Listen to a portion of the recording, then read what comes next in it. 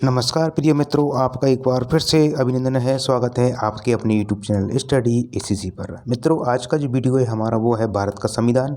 और इस वीडियो से दोस्तों इसमें 52 प्रश्न सम्मिलित किए गए हैं, जिसमें से आधे प्रश्न वन लाइनर के रूप में हैं और बाकी प्रश्न दोस्तों इसमें MCQ के रूप में हैं। और सभी प्रश्न दोस्तों किसी न किसी परीक्षा में आए हुए हैं। प्लीज़ तो आप इस वीडियो को प्रारंभ से लेकर अंत तक देखें। और यदि आपको इस वीडियो की PDF चाहिए वो भी आप निःशुल्क प्राप्त कर सकते हैं। और दोस्तों आपसे अनुरोध है कि यदि आपको वीडियो अच्छा लगे तो प्लीज़ लाइक कीजिए, चैनल को सब्सक्राइब कीजिए और अपने दोस्तों को शेयर कीजिए दोस्तों, और बेल आइकन को दबाना ना भूलें। तो पहला प्रश्न दोस्तों ये रहा हमारा, भारत में किस अधिनियम के तहत सर्वप्रथम सर्वोच्च न्यायालय की स्थापना का प्रावधान कलकत्ता में किया गया? तो राइट आंसर इसका दे रखा है सामने दोस्तों। तो रेगुलेटिंग एक्ट कंपनी एक्ट 1775 के तहत ये कानून अधिनियम लागू किया गया था। नेक्स्ट प्रश्न है दोस्तों दूसरा, बंगाल प्रांत का गवर्नर जनरल किसे बनाया गया था? प्रथम गवर्नर जनरल किसे बनाया गया था?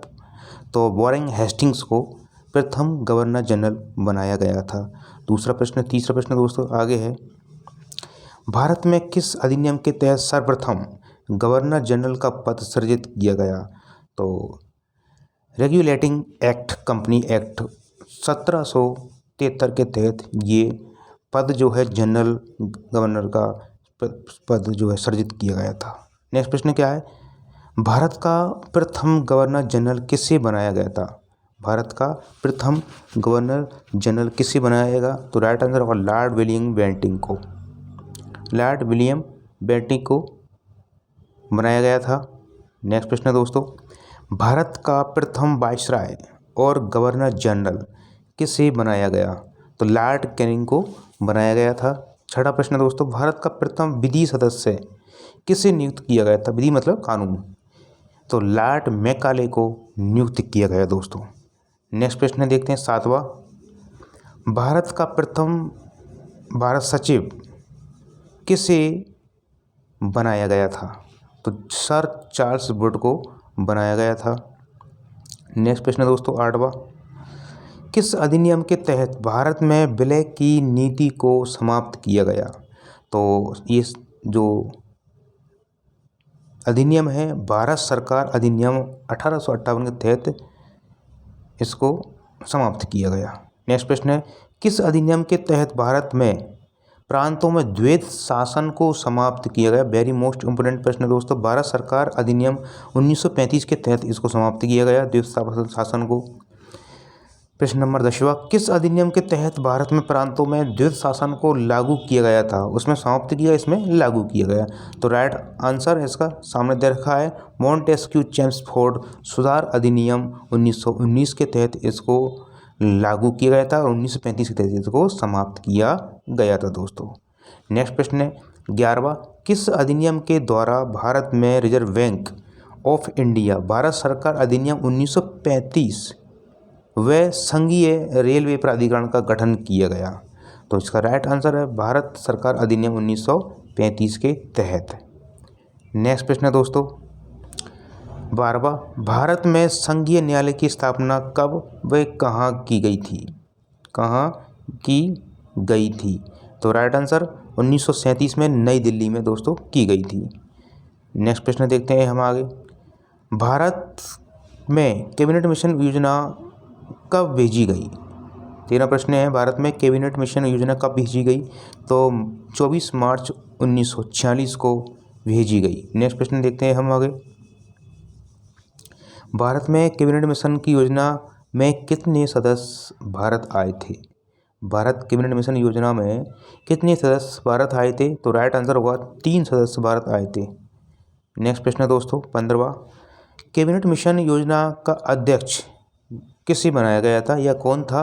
तो लॉर्ड फैथिक लॉरेंस इसके अध्यक्ष थे। 3 सदस्य इसमें दोस्तों थे। 16वां प्रश्न है, भारत की संविधान सभा के लिए कितने सदस्य का चुनाव किया जाना प्रस्तावित था? तो देखिएगा 389 सदस्य को प्रस्तावित था, जिसमें से 292 ब्रिटिश प्रांतों से, 93 देसी रियासत थे, से और 4 सदस्य चीफ कमिश्नर जो शासित क्षेत्रों से प्रस्तावित था। नेक्स्ट प्रश्न है 17वां। संविधान सभा ने कुल कितने अधिवेशन आयोजित किए थे? तो वेरी मोस्ट इम्पोर्टेंट प्रश्न दोस्तों, 11 अधिवेशन आयोजित किए गए थे। नेक्स्ट प्रश्न देखते हैं हम 18वां। संविधान सभा का प्रथम अधिवेशन कब और कहाँ आयोजित किया गया? तो 9 दिसंबर 1946 को दिल्ली में इसको आयोजित किया गया था दोस्तों। नेक्स्ट प्रश्न देखते हैं हम 19वां। संविधान सभा का अंतिम अधिवेशन कब हुआ? तो 24 जनवरी 1950 को अंतिम अधिवेशन हुआ था। नेक्स्ट प्रश्न देखते हैं 20वां। संविधान सभा का अस्थायी अध्यक्ष किसे चुना गया था उस समय? तो डॉक्टर सच्चिदानंद सिन्हा को उस समय चुना गया था अस्थायी सदस्य। जबकि स्थायी सदस्य, संविधान सभा का स्थायी सदस्य किससे नियुक्त किया गया है? तो डॉक्टर राजेंद्र प्रसाद को चुना गया था। नेक्स्ट प्रश्न दोस्तों देखते हैं।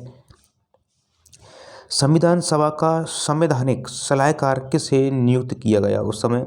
तो श्री VN राव को चुना गया था, ये संविधान सलाहकार थे। 23वां प्रश्न है, पाकिस्तान के लिए प्रत्यक्ष से संविधान का सभा का गठन कब किया गया? तो 3 जून 1947 को ये गठन किया गया था।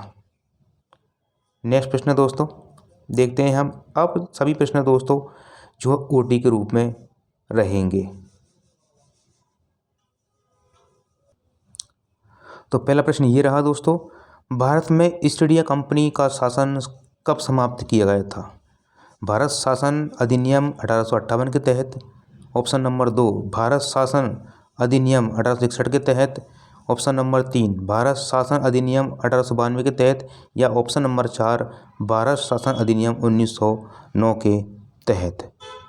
तो दोस्तों आप भी थोड़ा सोचने की कृपा करें, सोचें कि हमारा प्रश्न आपकी जो है कितने प्रश्न राइट हो सकते हैं आपके। तो इसका जो राइट आंसर है दोस्तों वो है भारत शासन अधिनियम 1858 के तहत भारत में ईस्ट इंडिया कंपनी का शासन को समाप्त कर दिया गया था। Right answer number 1।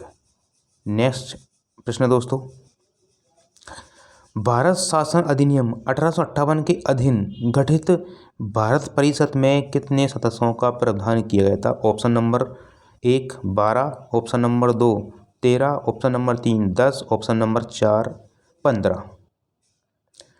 तो इसका राइट आंसर होगा नंबर 4, 15 सदस्यों को जो है इसमें परिषद में चुनने का प्रावधान था। नेक्स्ट प्रश्न दोस्तों, किस अधिनियम के तहत वायसराय को अध्यादेश जारी करने की शक्ति प्रदान की गई थी? ऑप्शन नंबर 1 भारत परिषद अधिनियम 1861 के तहत। ऑप्शन नंबर 2 भारत परिषद अधिनियम 1892। ऑप्शन नंबर 3 भारत शासन अधिनियम या मार्ले मिंटो सुधार कानून 1909। या फिर चौथा इसमें से कोई नहीं। तो इसका जो राइट आंसर होगा वो है नंबर 3।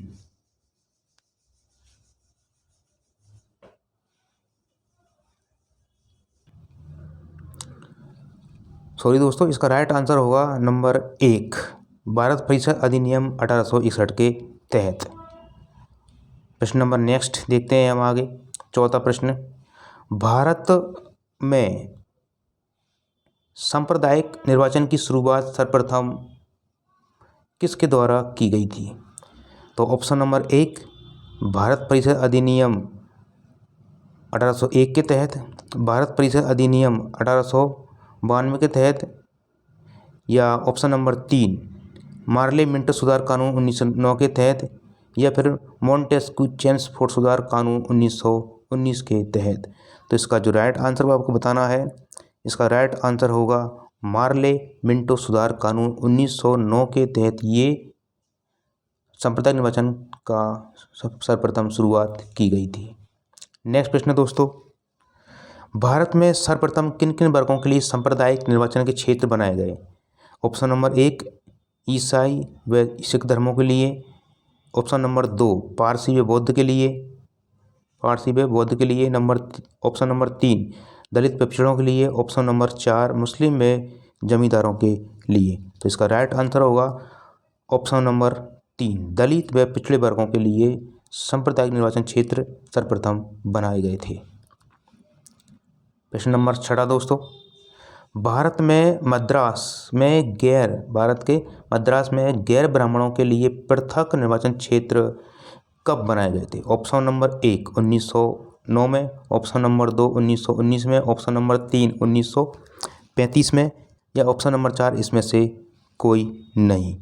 तो राइट आंसर होगा इसका ऑप्शन नंबर 3, 1935 में गैर ब्राह्मणों के लिए पृथक निर्वाचन क्षेत्र बनाए गए थे दोस्तों। नेक्स्ट प्रश्न 7वां है, किस भारत शासन अधिनियम के द्वारा अखिल भारतीय संघ का गठन किया गया, जिसमें ब्रिटिश भारत के सभी 11 प्रांत तथा सभी देशी रियासतों का मिलन था? तो ऑप्शन नंबर 1 भारत शासन अधिनियम 1945 के तहत, ऑप्शन नंबर 2 चेम्सफोर्ड सुधार कानून 1919 के तहत, ऑप्शन नंबर 3 मार्ले मिंटो सुधार कानून 1909 के तहत, या फिर ऑप्शन नंबर 4 भारत परिषद अधिनियम 1992 के तहत।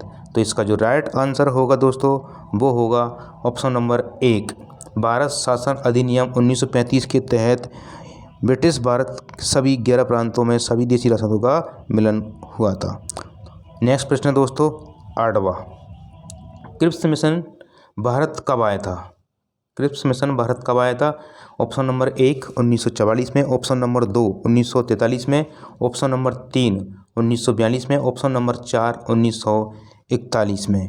तो इसका राइट आंसर होगा ये 1942 में दोस्तों, ऑप्शन नंबर 3 1942 में ये भारत आया था क्रिप्स मिशन।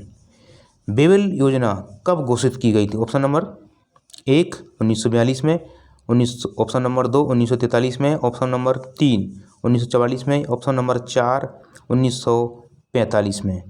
तो इसका राइट आंसर क्या होना चाहिए दोस्तों? 1900 ऑप्शन नंबर 4 1945 में बेबल योजना को घोषित किया गया था। नेक्स्ट प्रश्न है दोस्तों, कैबिनेट मिशन भारत कब आया था? कैबिनेट मिशन भारत कब आया था? मार्च 1940 में, ऑप्शन नंबर 2 मार्च 1945 में, ऑप्शन नंबर 3 मार्च 1944 में, ऑप्शन नंबर 4 मार्च 1943 में। तो इसका जो राइट आंसर है सोचो दोस्तों क्या होगा?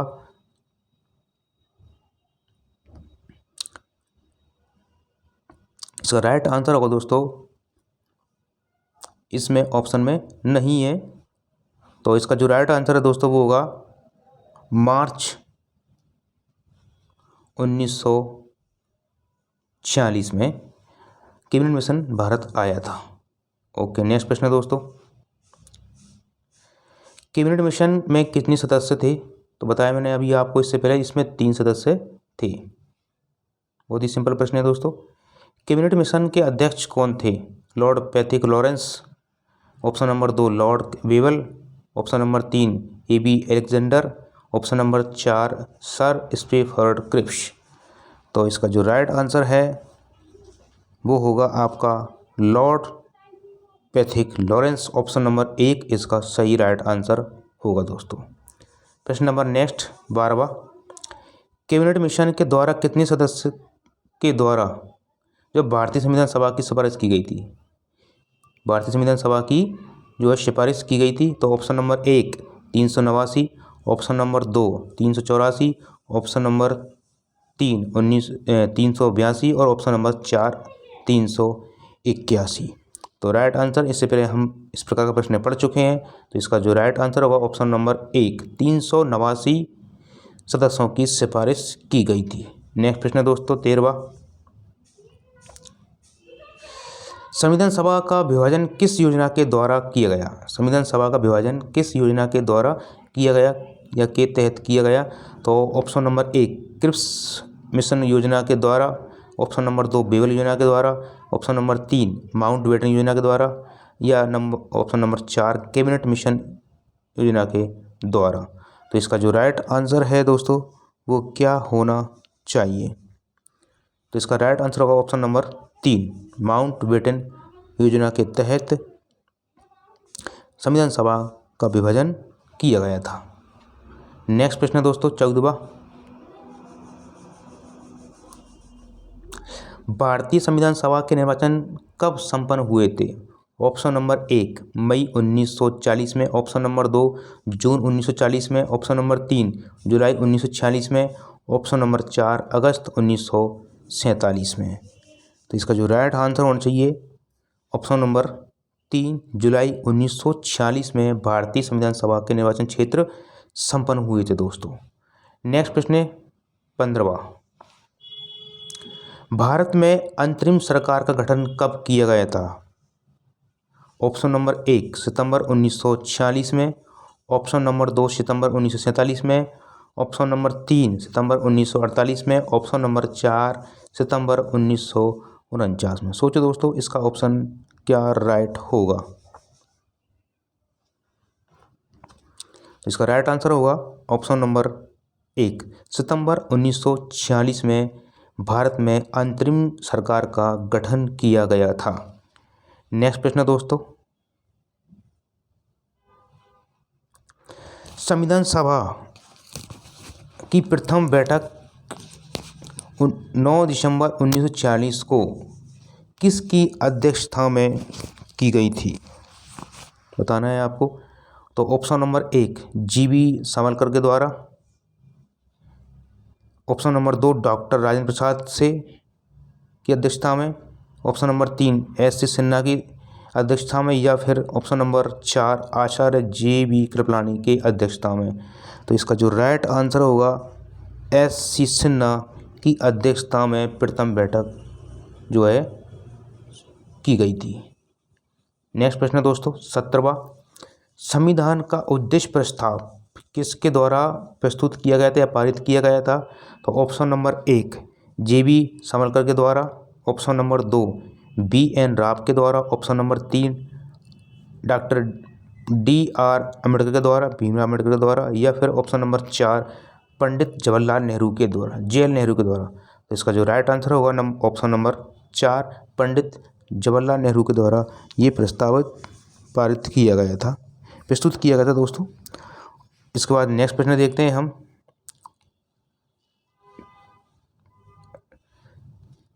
संविधान निर्माण के समय पूरे संविधान के में जो है कुल कितने वचन हुए थे? वचन नहीं दोस्तों, वाचन हुए थे, सॉरी वचन नहीं है वाचन है। कुल कितने वचन हुए थे? तो option number 1 5, option number 2 4, option number 3 3, option number 4 2। तो कुल कितने वचन हुए थे? तो राइट आंसर इसका होगा दोस्तों 3 वचन हुए थे पूरे संविधान के तहत। पूरे संविधान जो लागू हुआ था उसके तहत केवल 3 वचन हुए थे। नेक्स्ट प्रश्न दोस्तों 19वां। संपूर्ण संविधान भारत में कब लागू किया गया और भारत गणराज्य घोषित कब किया गया? तो ऑप्शन नंबर 1 24 जनवरी 1950 को, ऑप्शन नंबर 2 25 जनवरी 1950 को, ऑप्शन नंबर 3 26 जनवरी 1950 को, ऑप्शन नंबर 4 27 जनवरी 1950 को। तो इसका राइट आंसर आप सभी को पता होना चाहिए।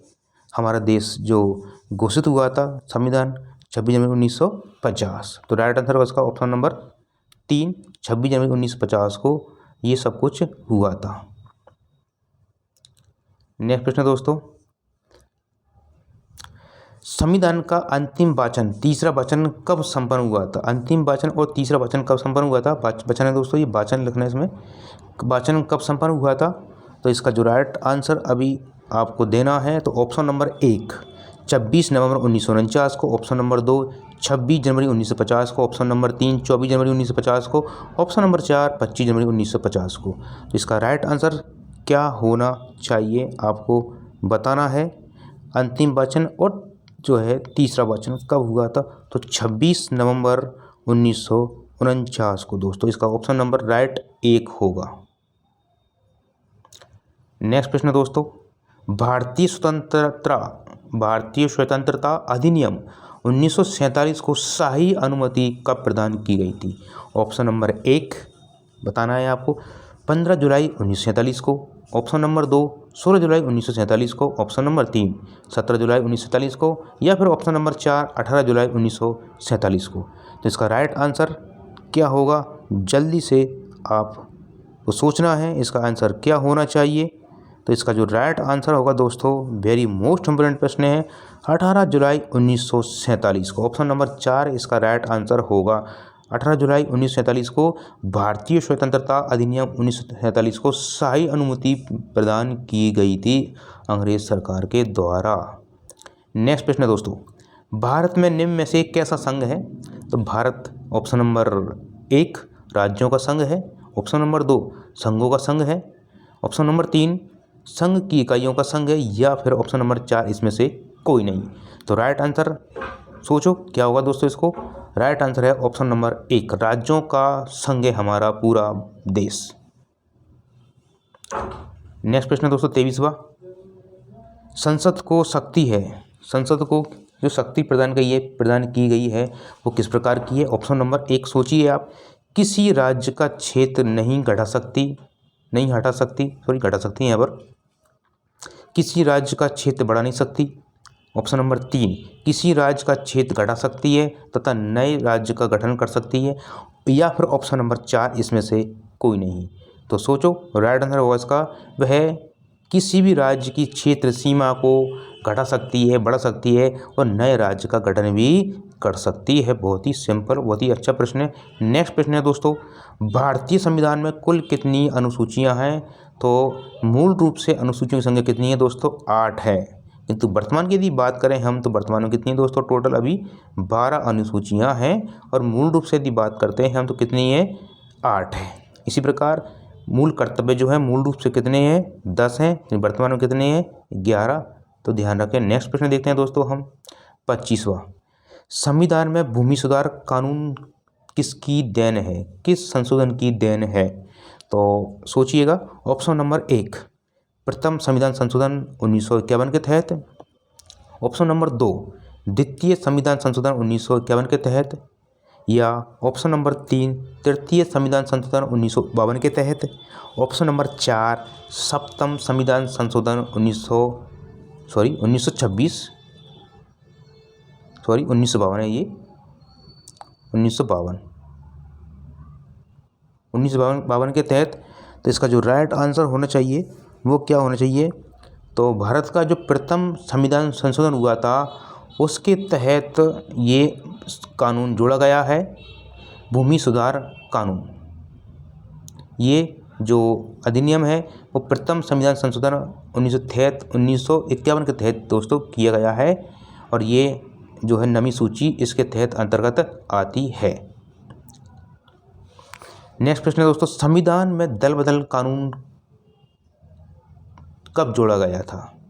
तो ऑप्शन नंबर 1 1986 में, ऑप्शन नंबर 2 1984 में, या फिर ऑप्शन नंबर 3 1985 में, या फिर ऑप्शन नंबर 4 1987 में। सोचिएगा इसका राइट आंसर क्या होना चाहिए।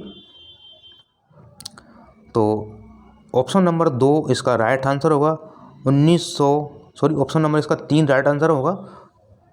1985 में दल बदल कानून जोड़ा गया था, और ये आपकी जो अनुसूची है दोस्तों, संविधान की अनुसूची के 10वीं अनुसूची के तहत ये कानून जोड़ा गया है।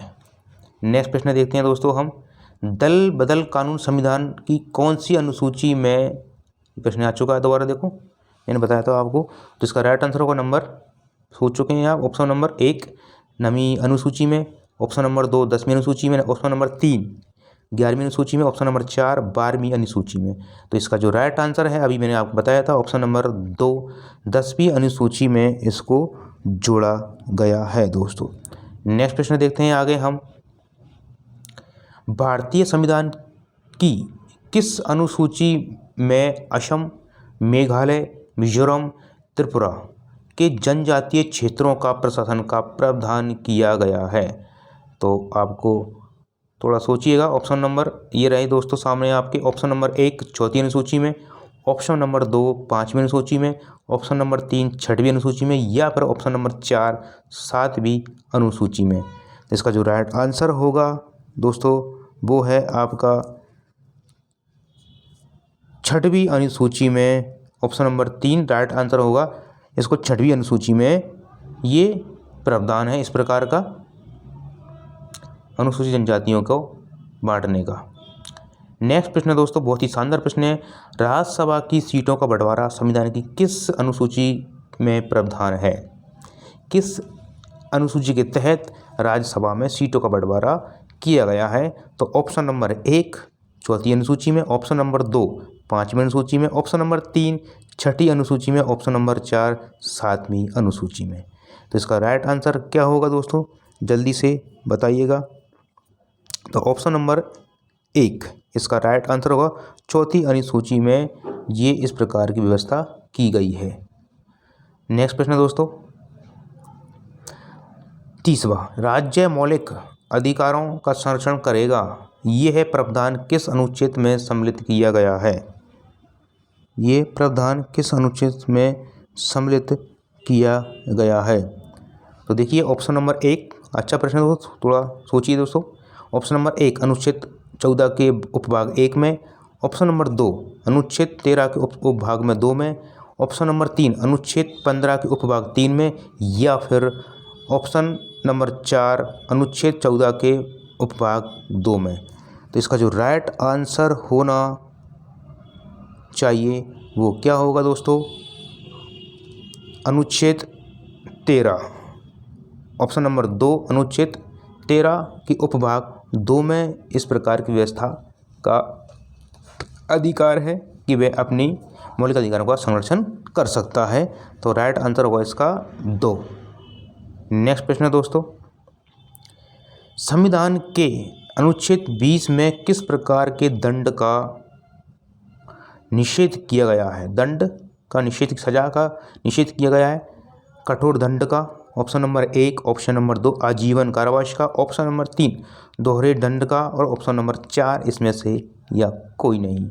तो इसका जो राइट आंसर होना चाहिए वो दोस्तों क्या होगा कि आप किसी को भी दोहरा दंड की प्रावधान देने का ही जो निषेध है, आप उसको एक ही उससे 2 प्रकार के दंड नहीं दे सकते, सजा नहीं दिलवा सकते आपको एक बार में। नेक्स्ट प्रश्न दोस्तों,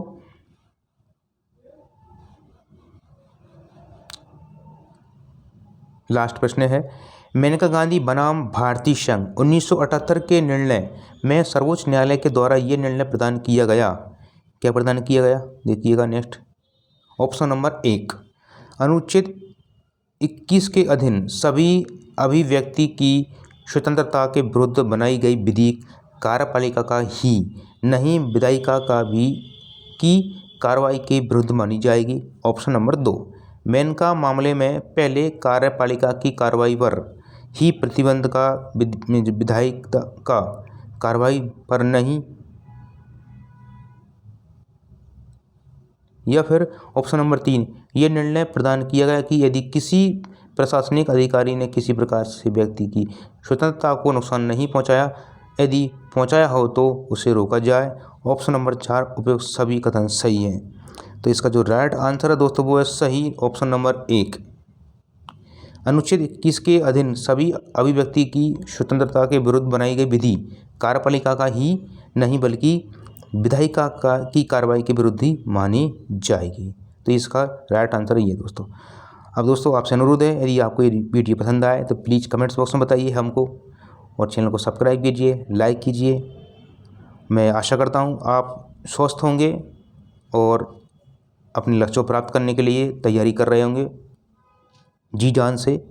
तो आज के लिए दोस्तों इतना ही, धन्यवाद, थैंक यू वेरी मच, आपका दिन शुभ हो।